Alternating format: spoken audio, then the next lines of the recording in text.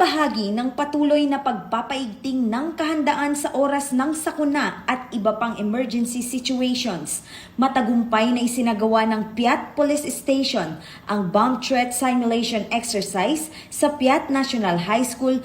Pinangunahan ni Police Captain Leif Bernard Yuguya, Acting Chief of Police ng Piat Police Station ang nasabing aktibidad, katuwang ang Cagayan Provincial Explosive Ordnance Disposal and K9 Unit, BFP Piat Fire Station, Municipal Disaster Risk Reduction and Management Office at Municipal Health Unit ng nasabing bayan.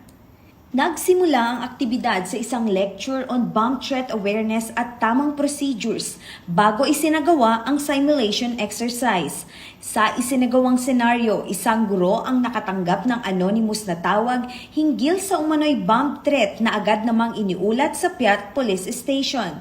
Bilang tugon, inatasan ang mga guro at mag-aaral na lumikas at magtungo sa itinakdang ligtas na lugar habang agad naman na rumisponde ang first responders ng Piat Police Station upang i-secure at i-validate ang lugar. Katuwang ang mga personnel ng PECU at iba pang emergency responders, isinagawa ang masusing inspeksyon at clearing operations hanggang sa matiyak na ligtas ang buong lugar.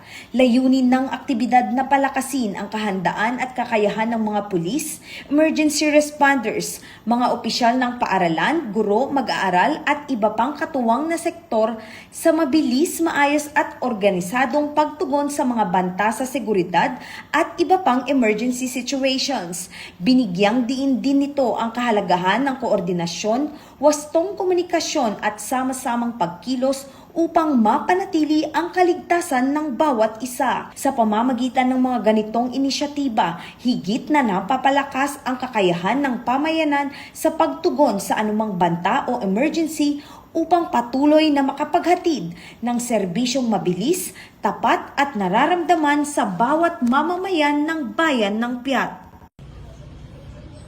Mula dito sa Lambak ng Cagayan, ako ang inyong PNN correspondent, Patrolwoman Leni Lorenzo, alagad ng batas, tagataguyod ng Balitang Pulis.